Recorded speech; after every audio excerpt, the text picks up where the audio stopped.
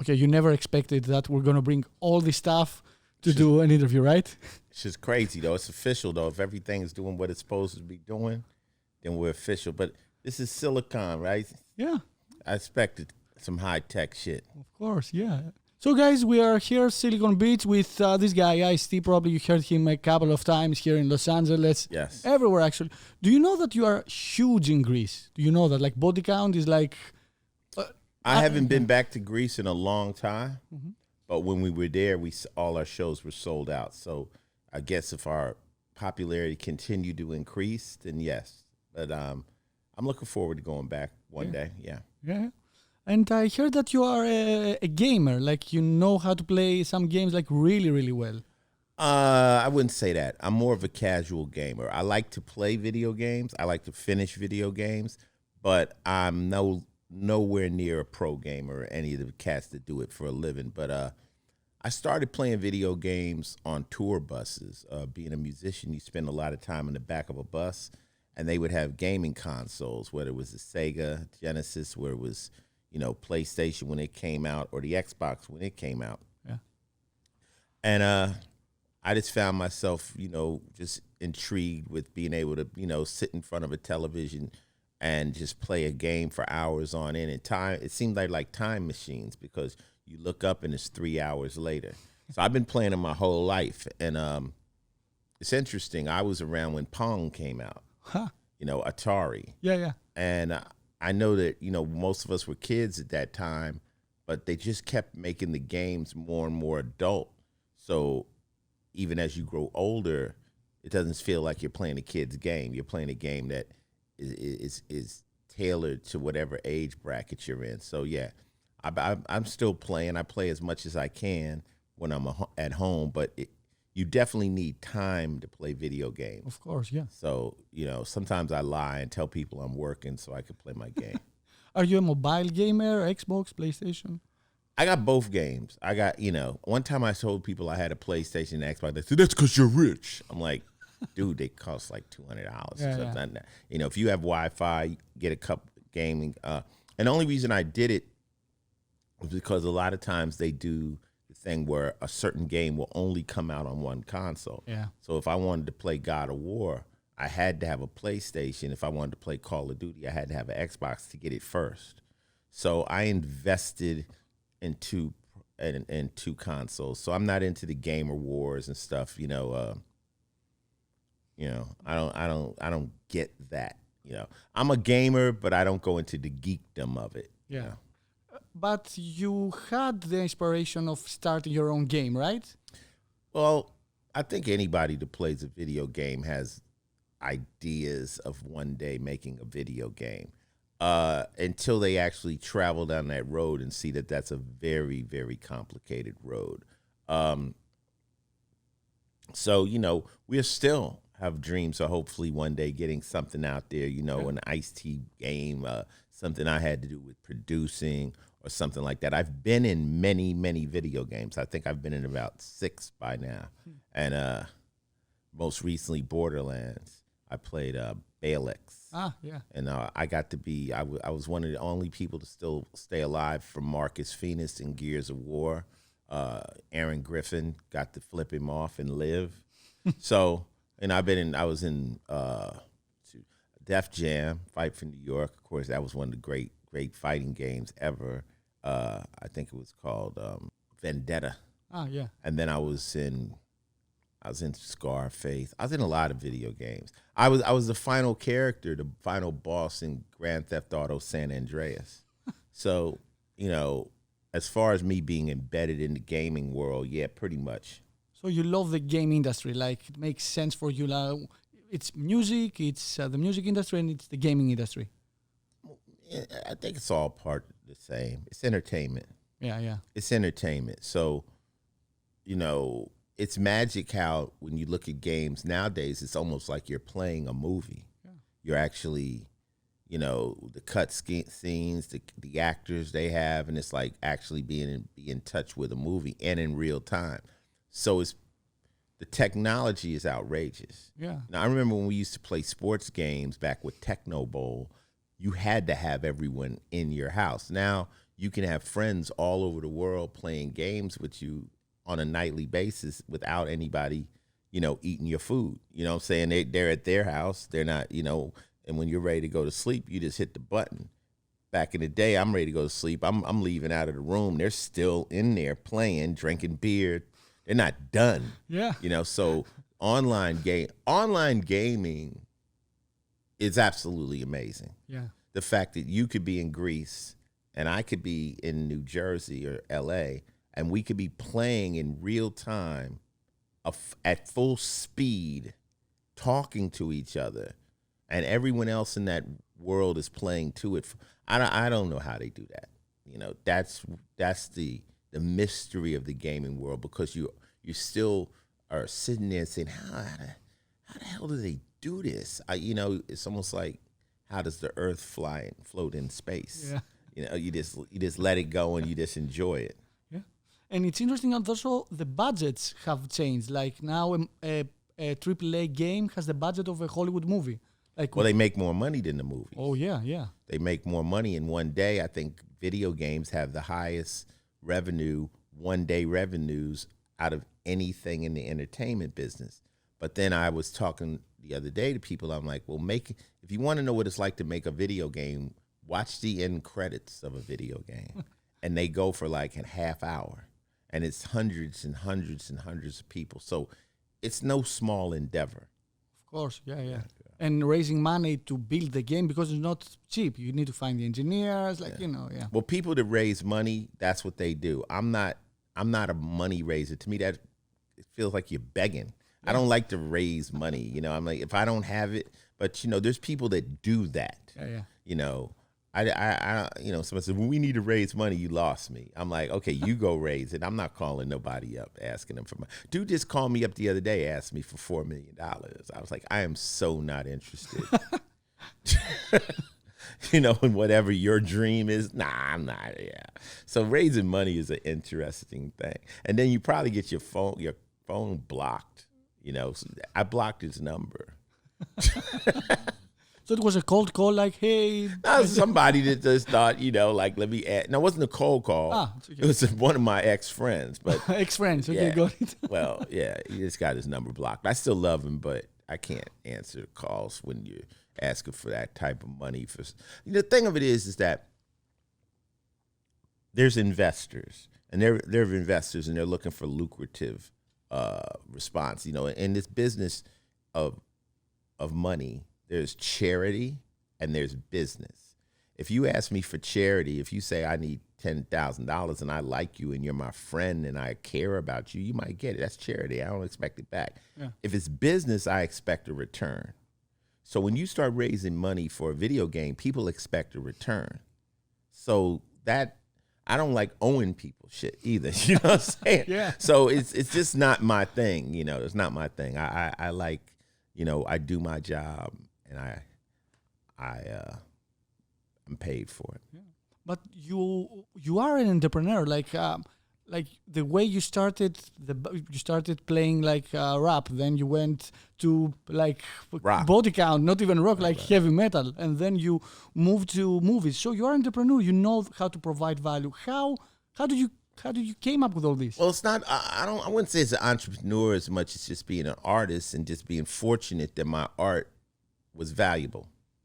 It wasn't like I'm looking at it as business. An entrepreneur is looking at business endeavors.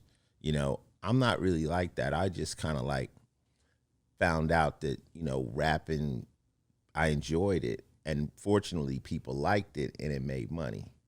And same thing with Body Count. When I first made it, I didn't know if people were going to dig it. So I'm just kind of like an artist, and I like different avenues, like different things. I have very eclectic taste. So I like to do different things. It's just fortunate that people like it. I'm not that good at business. I mean, I'm not really that good at predicting what people will spend money on outside of art. And one of the great things is my taste happens to be a lot of other people's taste. Yeah. It's not hard for me to, if I listen to something and I think it's good, I have similar ears to a lot of people. So I'm very lucky in that sense. When you started Body Count, your first album, how did you manage to find the money to do the to record? Because it's like a company. Like people took a risk. You had your idea, your dreams. So it's not very far from starting a company and being an entrepreneur. Well, I already had money because I had made money with Ice-T. So by having a few dollars already, I was willing to invest in Body Count. That was just buying the instruments and things of that nature. I already had bought a studio. What I did is when I started making money as Ice-T, I reinvested in equipment. I put a studio in my house. I knew that all the money on the budgets are getting spent to go to a recording studio, so why not buy the equipment and learn how to make it myself? So that was an investment as an entrepreneur, thinking ahead instead of giving Sony Studios or all this money, and I get an album, but at the end of the day, I'm stuck. So I invested and I built a studio in my house. And when we did Body Count, it was just a spin-off group. I didn't really even know if I could be in the group because I was signed to Warner Brothers, and we took it around to some people, and then the label I was on, Howie Klein, the man, he listened. He said, "Why didn't you bring this here?" We're like, "You guys want it?" They're like, "Yeah." So I actually was able to put the band on the same label that I was on, Sire Records. So there was no conflict in me being the lead singer. And, then they signed the band. They give you a budget and you bring in an album. But a record label, they give you $100,000. That record needs to make enough money that it recoups. If it doesn't make them that money back, you're going to get dropped. Yeah. If you make them 5 times that amount of money, they're going to give you another budget. All a record company is a loan company. They loan you money on the belief that you can bring them a profit. And I think record companies might have invented the word recoup, because while you're making you want a limousine? Cool. You want to stay in the best hotel? Cool. You want that billboard? And they charge that. And then when you get your royalties, it's all subtracted. Expenses, okay. Yeah, it's not. It seems free, but it's not free. So you have to be smart with that. You have to understand that if whatever the number you get paid, you have to sell that much value in records, or you did not recoup the budget. And if you don't recoup the budget, they're going to drop you. The interesting thing is that while we have this conversation, whatever you say, it's exactly the same with startups. Like exactly the same. When companies ask for investors that ask for their money, the investor thinks like, okay, I'm going to give you $100,000. I need to get my money back. Like, it's not charity. It's not charity. Yeah, it's business. Said. And it's very difficult for people to realize that you cannot do it for fun. Somebody's giving you money to make more money. Like, else it's charity. Tell them that's charity, and that's a different conversation. So it's very interesting how whatever you say right now, it applies 100% to the startup community. And I want to ask, how important was the community when you started Body Count, when you started, building more and more your brand? Well, anything you're doing is, about building a tribe. It's like building followers, building people that believe in you. So I was very much in my career into my fans. I know you may not like me, but if you do, I want to hold on to you because you might go for the ride. And I tell people all the time, we started before email. So we would use fan clubs and we would have them write us, and then we would try to find out who's writing the most letters out of each state, and we would turn those into leaders of the fan clubs for those states, and we would activate them and maybe give them tour jackets and stuff. Because contrary to popular belief in my business, records, you don't need 1 million or 10 million fans. You don't need it. All you need is 1,000. If you have 1,000 people that will move when you say move, you know what I'm saying? I put out a T-shirt, right? And 1,000, just one sound, I'm talking about diehards. That's $40,000. Yeah. You do that 3 times a year, that's $120,000.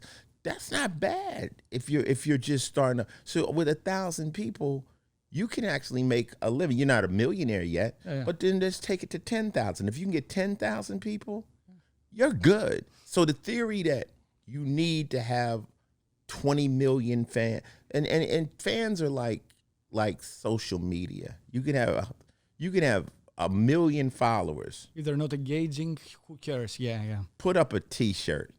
One motherfucker will buy the T-shirt. You have 1 million followers because they're not solid. Now, somebody in music who created a solid fan base was Prince. His fans were so loyal and so real that he said, I don't need the record labels anymore. I'll just sell my records, my way through my fan. And he was wealthy. So I guess how that pertains to business is you don't need everybody. You just need people that really believe in you and a core base. And if you can create a core base, you can survive. You can keep the lights on. Yeah. And what do you think that helps more, like being as authentic as I assume it works if you're authentic to your fans? Do you have any other ideas, tricks, suggestions? Whatever you're trying to sell has to work. What you have to sell, it has to do the job it says it's supposed to do. If I'm going to give you this music, it's got to be good. I mean, you can only sell a shit sandwich once. Yeah. I can hype something up to whatever, but if it's not good, it's only, that's like if you have a movie and you spend all the money on the trailers and stuff and people go the first week and they say it sucks, it dies. It's over, yeah. But if you have a quality product, the best promotion in the world is word of mouth. There's nothing better than somebody saying, yo, the movie Parasite just won the Academy Awards. I've had 30 people tell me to watch that movie before I watched it. 30 people. You got to see it. You got to see it. You got to see it. I never saw a commercial on television. I never even know. When it came up on the Academy Awards, I was like, okay, everybody's telling me to watch this movie. And we watched it. But you see what I'm saying? It's like, that's better than if you threw an ad up and you thought somebody saw it. It's people in the workplace talking about things. So whether it's an app, I just was turning my boy on to the app Cameo. Yeah. And also Marco Polo. And he's like, what is it? I'm like, it works. Look, we're talking to each other on. I'm talking to my wife and they're like, yo, this is dope. So whatever you're selling, it has to really be the business if you want it to continue to grow. Yeah, I agree 100%. Obviously, like whenever you say that you kick ass, you need to kick ass. Else, yeah, it doesn't work any other way. Sometimes, and it can't be the hype like he kicks ass, then we see you get your ass kicked. Yeah. We're like, wait a minute, that was some bullshit. So you gotta do what you say you do. Yeah. Back in Greece, I remember I had a couple of friends telling me that they want to do their own heavy metal band, rock band, whatever. And they said, like, it should be much easier now because, you have all the social media, people could follow you, you can blast, your stuff out there. It should be easier, but what if you suck? Yeah, that's it, yeah. What if you suck? I mean, it doesn't really matter. You have everyone can get at it, but then you also have an overload of people. Yeah. So there once upon a time to make a record, you had to go through a record label. There was a rite of passage. There was a guy, an A&R guy that had a chance to listen and he knew he had an idea, If you had to get past me, if you're a rapper, you got to get past me. It's might be difficult because I know what's good, Yeah. And nowadays with the internet, you can post to SoundCloud. So what happens is the problem is you have an overabundance of music. Then add the new generation, which says, well, if it was good, it would be on the radio. Like they don't even they don't want to search because everything's handed to them. So now you have millions and millions of musicians out there. How do you rise to the top of all these people? It possibly is harder. It's possibly harder. Like when I came out rapping, there was 10 rap groups. So if I could once I got the deal, bam, I went gold. Bam, I went platinum. It's difficult now. But the young artists are doing what I said. They're getting their own little fan bases. They're using the internet. They're using Instagram. And they're just building that small little nucleus of kids that'll listen to that record over and over and over. And they're eating off of that, you know? Eating is slang for making money. I mean, you know, the first thing you do is you eat. So they're actually they're making a few bucks. Yeah. So I don't know, you know, I always say if somebody says it's easy, that's when anytime you send a business deal and the guy goes, it's going to be easy, I'm like, okay, we're done. Yeah. Everybody would do it. If it was easy, everybody would be doing it right now. Yeah, I've never found an easy way. And if it's an easy day, why are you not doing it? Why are you sitting here telling me about it? No, it's not going to be easy. It's going to be difficult. Are you using any technology to connect with your fans, forums, mobile apps? I use Twitter. I don't really like Instagram because I like to talk. So I like to just say little things here and there. Instagram requires a picture. So to say something, you have to actually use an app to type it out, to put it in a square. I don't even like having to size my pictures into squares. So I'm from the old school where everything doesn't require a picture. Yeah. So, you know, I like Twitter. Like right now, Twitter, I think I got like 1.4 million followers, and that's with a hair trigger block button. So what I done is, if you say something I don't like, I block you. If you say a stupid joke I don't like, I mute you. I'm trying to create my room full of people that just want to talk positive, that just want to get some information from me. I don't need the dumb fuck just coming in there with some old bullshit trolling shit. Yeah. I just block them. So what I'm doing is I'm consolidating my fan base into the real ones, and I don't need the big number that doesn't really, like you say, engage correctly. And a lot of people write through their friends like, you blocked my friend and he can't. I'm like, yeah, well, he said some dumb shit and there has to be a penalty to this. Yeah. You know, so but when I first got on Twitter, I realized it was gang mob mentality, because Twitter is nothing more than a chat room. It's a global chat room that's going right now. And millions of people are just talking. Now, when you follow, you decide these are some of the people in this big room that I give a fuck about. And I might choose to hear them. But if I say something on your timeline and you're not watching it right now, it goes like this. Because the most people are following like 500 people or something stupid, 1,000 people. So you don't ever see it. Yeah. So if somebody goes on Twitter right now, they might go, I fuck with Ice-T. Let's see what Ice-T said. And they go and check me. And maybe there'll be the last post I did. And if they're on there for a minute, if I'm engaging with people, they get to go for a ride for a minute. But it's a weird thing. So I got 1.4 million people, right? If I were to tweet right now, how many of those people are actually watching their screen? I'm saying 1,000 people, or maybe less. So that's really all you're hitting is 1,000 at that moment. But it's fun to me because I'm able to engage with my fans, which I never could before, except for through mail. Yeah. So you say you're a really cool fan and you go, yo, Ice, man, and you get it, and I answer it. That's a moment. And I dig that. You know. I don't need to hear you tell me, you know, I don't like the shoes you had on. And block, get the fuck out of here, weirdo. You know. Has anybody pitched you a song or an idea through Twitter, for example? Well, people always want you to hear their music and stuff like that, but honestly, it's very, very hard to get my attention as far as music. I'm very into unique stuff, and unfortunately, most people are just repeating something they heard, or it's close. Yeah. It just sounds like it's nothing new. Yeah. You know, I want to get my mind blown. I want to be like, yo. Like I remember when I first heard Eminem, somebody gave me, matter of fact, Ken G, who's here, his cousin gave it to me, a tape. And I'm like, yo, this crazy white boy is singing about putting this girl in a trunk. What the fuck is this?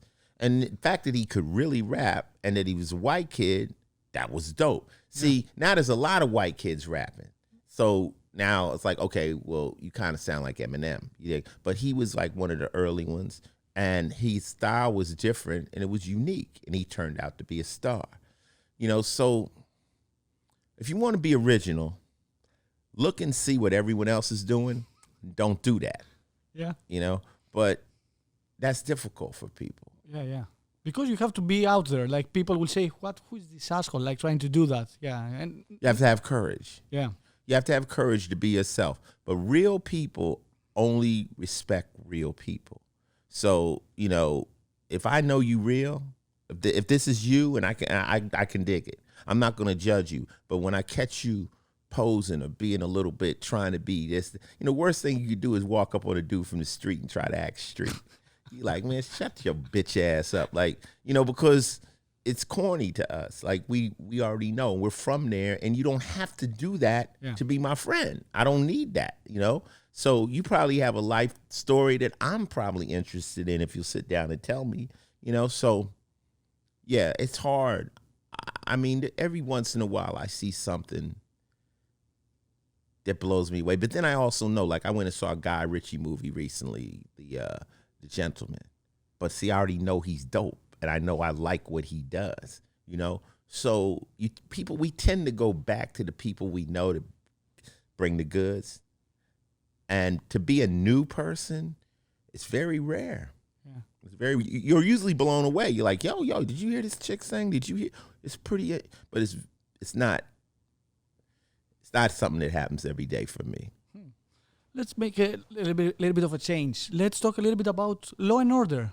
Talking about whatever, man. You done bum rush my fucking situation. Let's go.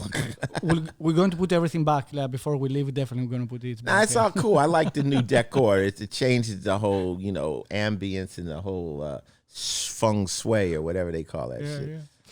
Yeah. So, Law and Order, where did you learn how to act? Standing in front of a judge. Exactly. Nah, Law and Order. I don't know where I learned how to act. My first acting role was on New Jack City, the movie, and they gave me the role, and I was nervous, and they said you could do it, and I tried. I mean, this is my belief. Anyone who's successful at anything could be successful at many things, because becoming successful requires a work ethic, and if once you understand that, you can do it over and over again. A lot of people just don't have a work ethic that's based on any form of success, you know? And so, like people say, I bet on winners. Like if I know you know how to win, I believe you can win again. Yeah. But if you've never done it, you may never do it. So when they gave me a chance to act, I was like, I had to kind of, you humble yourself to it. And then you just try to do it your best. And then the director's like, yo, that's dope. Like I remember when I read the line, they go, in the line's like, go downstairs and open the door. And I'd be like, go downstairs and open the door. They go, that's incredible. I'm like, oh, this shit's easy, right? You know, so you learn. And as you know, act sad, act mad, act happy. You know, I might do the saying, I'm angry. And they go, well, you're more angry than that. And then I just act more angry. Acting is make-believe. We all know how to act. You know, I think you just have to let go of these cameras and just let it go. And memorizing words isn't hard for me because I'm a rapper. So I got a powerful memory bank. I can hold information. But now you act. You don't know if you can act. It's what the people see. When the people see it, they either like it or they don't. For every person that likes my acting, there's somebody that thinks I suck. You know, I'm obviously not the greatest actor. I'm not Brad Pitt. I'm not on that caliber. But I act well enough for television, I guess. Yeah, fuck it. But then it's also the role. You know, you could be on television and you never get that role. Then somebody writes that role, which gives you different words to say, different dimension to go. And then people go, wow, didn't know you had it. Well, nobody ever wrote that. You know, when I act on Law and Order, I can only act within the restraints of what the script is. Yeah. I can't go off and do some super dynamic crying scene and yelling and screaming. That's not in the script. Yeah. So after, you're still doing Law and Order, right? Yeah, 21 years. Wow. I went on Law and Order to do 4 episodes, and I've been on here 21 seasons. So yeah, wow to me. Crazy. And Ice-T playing the police. Yeah. That should give me an Oscar in itself. I'm as far from a cop as you could get. There should be some motherfucking award for that. You know, cop killer playing the police. I'm the longest running cop in television history. I beat Al Kojak and all them. Who knew? Man, Who could imagine? Yeah, who could imagine? Yeah. This should inspire everybody to know that, hey, there's no limits. You could do pretty much. It's just amazing. It blows my mind, you know. And hey, I don't think. I mean, but how many people really are where they thought they'd be? You know, that would be kind of a boring life. Like if you I set out to do this and I accomplished it, and that's all I've ever done. I think one of my mottos is you don't guide life, you ride life. You know, and to start over here and to be and wow, I changed my occupation, then I changed where I lived, and I my relationship, I changed my relationship, and you know now I'm over here. I got 2 kids, and some, you know, I moved to Greece. Like that's life. Yeah. You know, so I just look for the next thing that's gonna happen, and I don't really know what it is, but you know, if it's fun. See, another difference is, early in my career, I had to do a lot of things to get to the position I'm at now. So you got to do what you got to do till you can do what you want to do. Now I'm in a position where I've, you know, economically put enough money away, and I'm cool that now I can pick what I want to do. Yeah. That's the place you want to get. You know, I just want to, you know. Chuck D said, if you're not happy, if you're not having fun doing it, Ice, you shouldn't do it. You know, so I'm obviously having fun doing this interview, but I'm really only doing it. I'm doing the interview because you know my friend. See, so this is called the love action. You're getting love because my man Charlie hooked this up. That's what's up. So you better know. You got to know that. Yeah. Because I'm like, who are these European motherfuckers up in here? Yo, that's Charlie's people. Okay, love. Did you have a mentor at any point, like telling you, hey, Ice-T, you shouldn't do that, you should do this, or something like that? No mentor. All my mentors was hustlers, like cats in the street. So I had mentors when I was breaking the law, you know, pimps and players and cats of that nature. But in the business, no. I got into this business. Nobody knew how to read a contract. Nobody knew what to do. That's why a lot of musicians, their careers are fucked up, because they come in as kids and there's nobody to tell them. There's no one who ever even did it for them, so they don't know, and they just want to get out of the street so bad they signing anything and losing their publishing and all that kind of stuff. And luckily, I think what saved me was my judge of character, like being in the streets and knowing who's full of it and who's cool, and knowing, okay, she's a down-ass chick over there, I can trust her, or don't trust this person. Well, when I came into the music business, I could size up people, you know, and I knew how to determine who was on, you know, who was about it, it kind of helped me, yeah. But no mentor, I had people that I like, you know, admired. I admired Quincy Jones, I admired Muhammad Ali, I admired Michael Jordan, I admired Michael Jackson, I admired Prince. There are people I admired, but I couldn't really model myself after any of them. Yeah. You're not as tall as Michael Jordan, probably. That's why. You're not as tall as Michael Jordan. Yeah. Can't play basketball like him. I can't knock out people like Mike Tyson. I couldn't dance like Michael Jackson. I couldn't hit the high notes like Prince. There's a lot of things that made me admire him, but I could never be them. I think the rap group that really let me know that this could be something was Run-DMC. They let me know that this could be big. When I saw them in the sports arena with lasers, I'm like, this shit is rock and roll. This is before they ever did Aerosmith. But I was the first time I ever saw a rap concert in an arena. I was like, yo, this is about to be big. Because you got to remember, before that, it was in basements. It was in, backyards. When I saw it in an arena with production, I was like, holy shit, this is about to be the next big thing. I think the night I saw them, I went home and I wrote like a whole album. I gotta take this serious. Yeah. So yeah. Was there a specific moment in your life where you said like, this is it. This is the moment that my life changed because something huge happened? Yeah. My life changed when I was in a car accident. I was about 27. And at the time I was hustling. I was in the street. I was breaking laws, very selfish. Wasn't carrying any ID. I went to a club called the Carolina West over by the airport, and it was open from 9 to 9 in the evening till 9 in the morning. So I think everybody has come out of a club in the daytime when your eyes are like, because it was dark in the club, but now you're like, oh, wow, I was in there this long. And I got in my car, and on the way home, I would close my eyes at the stoplights. You know, I'm sleepy. And one time I closed them, I actually fell asleep, and I coasted through the intersection and got demolished. I was in a Porsche, demolished, and broke the steering wheel off. I broke my pelvis. I broke my femur. I broke all the ribs and all the bones, and the whole side of my body was smashed. I was in the hospital for 10 weeks. Whoa. And traction. And that was it. That was like the moment where I was like, wow, man, you just died. And you have done absolutely nothing. You know, nobody cares. Because I'm an orphan. I have no mother, father, sister, brother, aunts, uncles, cousins, nothing. That's just me. So I was gone, technically. And I'm like, nobody gives a fuck. You know, you're not missed. And I was like, I don't want to die like this. You know what I'm saying? I need to do something with my life, you know?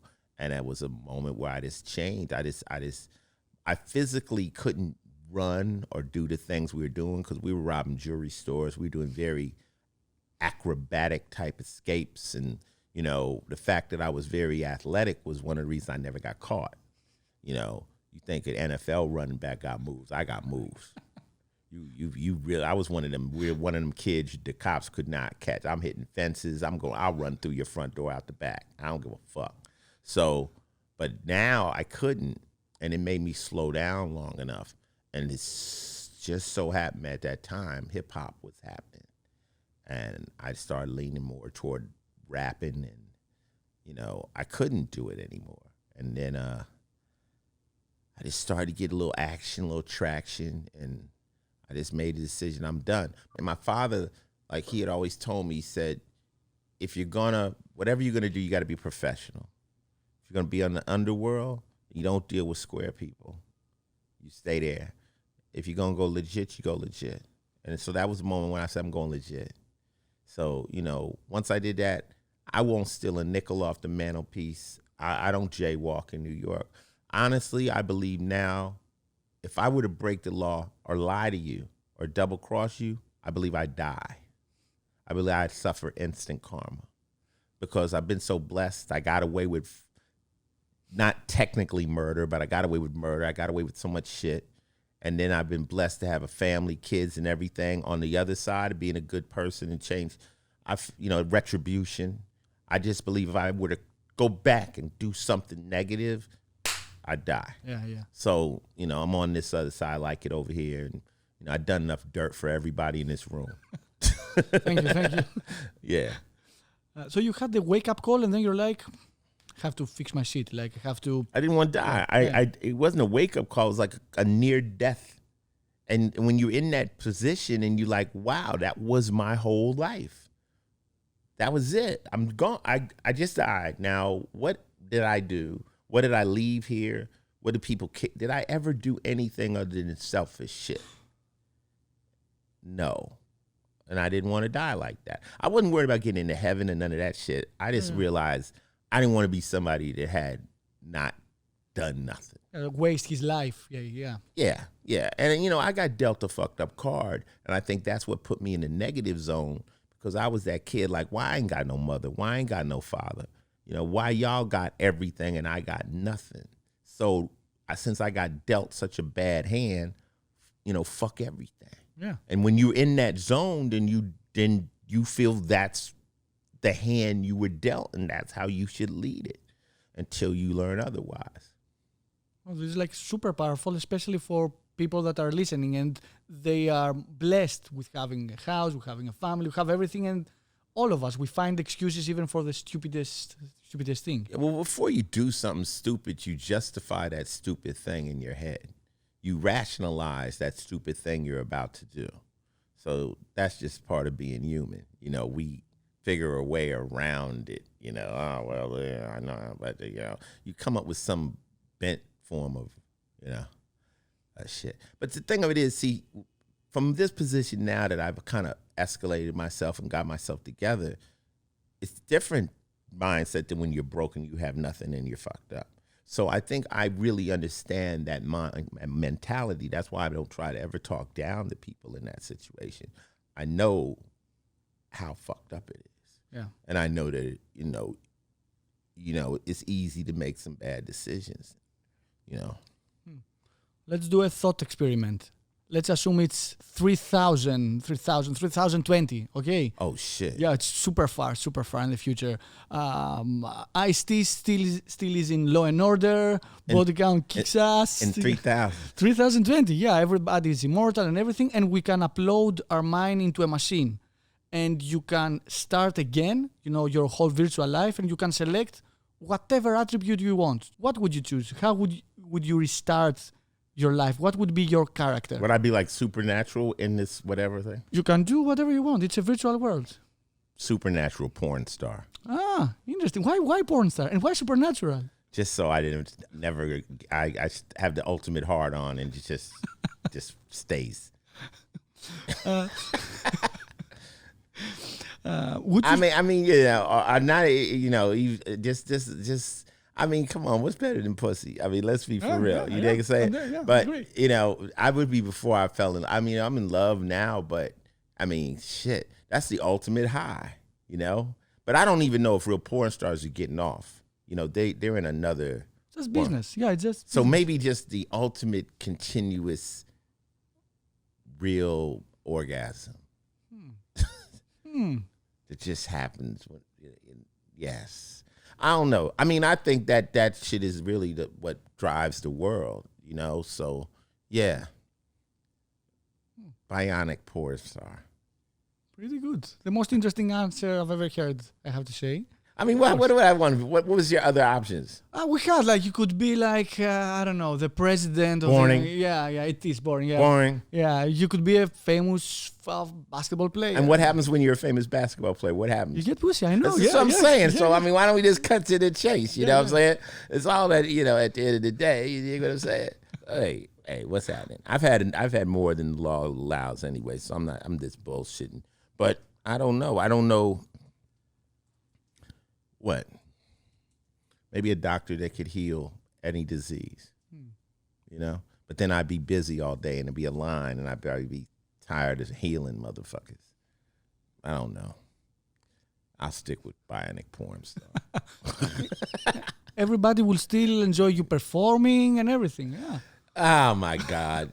Next question. So you've been to Europe, right? Yes. You've traveled to Europe. Many times. I'm on my way back. Yeah. And I assume you like Europe. It's totally different, especially for the music industry when it comes to licensing and all this stuff. But it is an interesting place to be. Would you ever think that you could move to Europe? There's some places I could move. I could move to Paris. I like France. I could live in London. Germany, pretty interesting place. You know, I'm not crazy about the food, you know, and the words just go on and on. They just decide. You know, the place where you fix your cars and tires is one word. The place where they just connect the shit. But I don't know. I mean, I'm a city person, so I need to go somewhere where there's some action, some things to do. You know, So probably London or Paris. Probably I could dig it. Yeah. What about Tokyo, Japan? That's not Europe. You're right. Let's expand it then. Let's expand it. On Earth? Yeah, on Earth. I like Japan. I like the tech side of Japan. They like black people in Japan because they figure anybody that's black there has money. Yeah, so they treat you different. They treat you nice there. I mean, if I could live anywhere and stuff, I would live somewhere in the Caribbean. I just like the water. I like the ocean. I like boats. I like that lifestyle, get around to it type stuff. I don't like the cold. Yeah. So that if I had a dream situation, it would be somewhere in the Caribbean.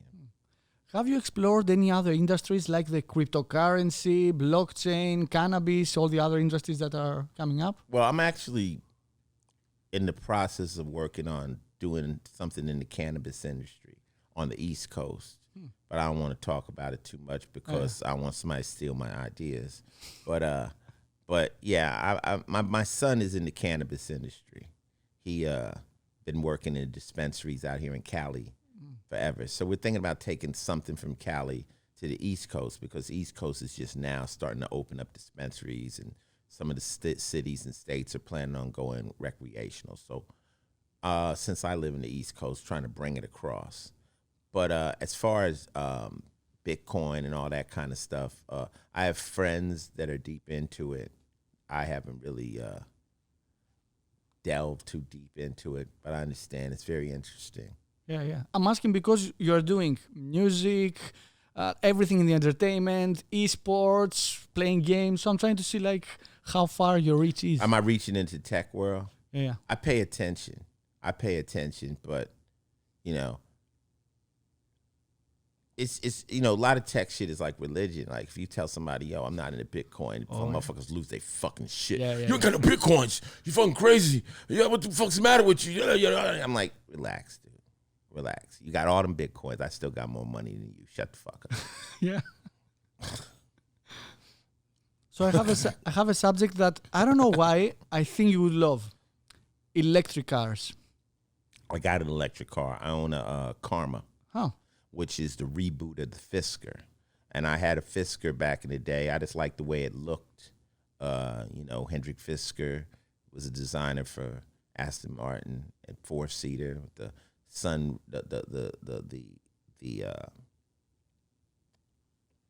what are the photos? What do you call it on the roof? Solar panel on the roof. And I owned that. And then when Karma came out, Karma came at me, and I'm a brand ambassador for Karma. Oh. And I love those cars. I really think internal combustion engines will be gone in 20 years. Not totally gone, but once you've driven an electric car, you don't really see a reason for internal combustion engine. But they just had to get them mastered. Now Porsche has them, Cadillac has them, Mercedes, everybody's in it. So I see that as the future. What about self-driving cars? You got to sell me on them. Have you tried? I'm not there yet. There is a fantastic movie, and I would say movie in Pornhub, like fantastic, like movie with a girl in a Tesla. You definitely need self-driving car, like the best ad. I mean, I could dig it, but I remember with technology, things come out and give it 5 years. Let a few of them shits run off the road. I mean, you know about the Segway, right? Yeah. You know how he died. Yeah, right? yeah, on a Segway. On a fucking Segway. So I will chill. I'm nervous enough with a driver. I like to drive. I like to hold the wheel. I'm not a good passenger. So the theory of sitting there talking while no one's behind the wheel, I have to grow into that.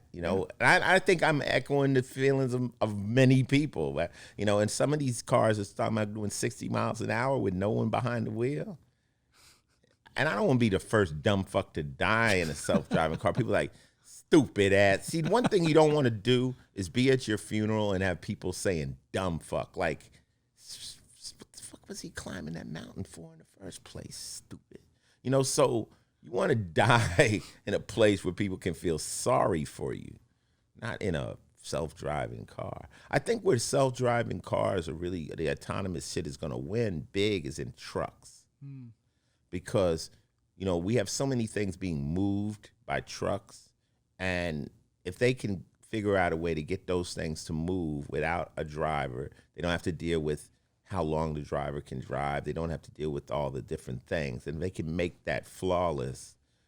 You know, it's almost making like road trains, almost like turning cars into trains that actually move all over the place. But nah, I like holding the wheel. I'm cool. Is there a technology that you are using and you're like, fuck, this is like really good. I wish I thought about it and made that up. Is there a technology that I wish I made up? Like something that you use and you're like, fuck, this is so good. Like feels so great. Nah, I don't. Nah. Something that changed your life. Like you cannot imagine your life without it. I assume the phone, obviously, it's one of that. We cannot, yeah. I mean, you know, as much as I like technology, I don't like technology. No, I'm the guy that talks on my phone and turns it off. I turn my phone off, and then I turn it on. So when I want, I don't like that constant ability to reach me and all that stuff. It kind of like right now, I have to have my phone off. You know, people want you to always be at their beck and call. Like it's like I text you, you didn't reply. I'm like, motherfucker, you know what I'm saying? I was taking a shit. Like what? Why do I need to answer shit to you so fucking fast? Nah, I mean, I can't honestly say there's some technology that I wish I invented. Nah, everything is coming, you know, I'm excited about technology. You know, I'm not, that's just not my, I can't think of anything that I'm like, wow, that was my idea, or that's something I wish I invented. Nah. Yeah. What is, and that's the last question, what is the first thing you do the moment you're waking up in the morning? So you wake up, what is the first thing you do? Piss. You don't check phone, Instagram, nothing. It's like... I'm old. I got to piss. First thing I do, piss. I get up at 5 in the morning, I piss. Then I get up again at 8 and I piss. And then when like if I have to get up at 5 to stay at 5, you know, the piss is like my alarm clock. So, yeah, that's it. Now, I don't check phones. No. I usually have my phone on the charger. And then I pick it up if I got to go to work, and I turn it on once I'm in the car driving and stuff. So you create in the morning. The morning is the time where you create, or is the time where you have it for yourself? It's that time when I wake up. Like I get up at like 6 in the morning, but I'm not really awake till like 11. So I'm kind of walking around like a zombie, and I'm acting. I'm saying my line. Coco and I used to get up at the same time, and she would. Like when she would go to the set with me, and we would walk around the house, get in the car, and drive. And probably halfway through the road drive, we finally would talk to each other. Like, you know, it's that I just don't believe people should be woke up in the dark and then go to sleep in the dark. So when you're forced to get up by an alarm clock or something like that, you're not really up. When I'm able to wake up at my own time, which isn't that late, like 8 o'clock, 9 o'clock. When I'm able to wake up at that time, I'm a much more pleasant person. Yeah. But nah, you gotta be careful with this tech shit. It's like you gotta go on a tech diet sometimes. You gotta go cold turkey because it's something weird that makes you feel you gotta keep checking that thing. I say it's a endorphin rush. Yeah. It's a weird thing, and we're glued to these things. I always say a cell phone is like an organ. Like if you lose your cell phone, you feel like a kidney fell out of your body. People start to panic and breathe, and it's part of your memory. It's because I went to jail this year on some traffic bullshit. They threw me in jail, and I couldn't even call home. I didn't know the number.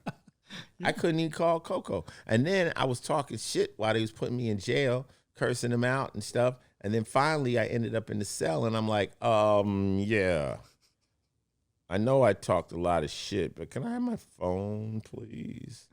And they had to give me my phone, but then they give me the phone just so I could call home. I called Coco. I said, yo, I'm in jail. She ain't in jail. I said, I am in fucking jail. Come get me. But, I mean, let me ask you real quick, last question. Do you have numbers in your head? No. And that's super sad because I've been in a similar situation, not in jail. Like I'm like, I don't even remember like my mother's phone. Like I cannot recall any number like to call her. Like it's crazy. So therefore the phone is almost like an organ. It's a part of your brain. Yeah, yeah. And, you know, and then you think somebody might steal part of my brain if they could hack it, you know. And sometimes you hear the phone without even like ringing. Sometimes, you know, you're like, yes, that's it. That's my phone. Somebody's calling me. I'm important. Yeah, I don't know. So what the question is said to you, because my daughter has a phone. She's 4 years old. She can't call nobody. She can call me, but she uses it to watch kids' YouTube. People say to me, they go, well, why, you know, you shouldn't ever have a phone at this age. And my reply is, by the time she's 16, that phone will look like a block of wood. Yeah. You agree? Of course, yeah. It's like the technology is going. So let's see, for 12 years, 15 years from now, what do you think will we be doing? Will we have phones? I think that we'll have some kind of mobile device. Maybe it is embedded in our skin or whatever. We wear it, yeah, something like that. Or Elon Musk is working on with a company, like trying to put it back here, like a connection, Neuralink, something like that. So I think the next 15 years are going to be super crazy. We'll definitely have something tracking us all the time, showing us ads and this bullshit. Yeah, it's very difficult to... So we'll become part cyborg. Yeah, but not the macho cyborg where you kick ass, the Schwarzenegger style. I did a movie like that. I did a movie called Johnny Mnemonic. Ah, yeah. Where people had jacks in the back of and you could make yourself more powerful, faster, smarter. All those little jacks, like upgrades. That might be crazy, right? That might be cool, but imagine if you just become fatter because you sit in front of a TV and you eat all day and maybe it's fun. Like you watch porn, you play games all day long. But then you just put in one of the plug-in jacks that makes you in shape, and it just jacks your DNA up to where you just. I always thought if my bulldogs have muscles, right? And I thought if you could jack bulldog muscle. Your bulldog DNA, you could make a man more muscular, but then he'd probably fart. Yeah. This is my mind. Perfect. I think on that note, we're ready to... If you guys jack bulldog DNA and put it in a pill and it makes you get buffed overnight, you owe me a residual, some type of royalty. Cool. Thanks, everybody. Thanks, Ice-T, for having us here, and see you next time. Bye. Bye. Cool. Thanks, Great interview.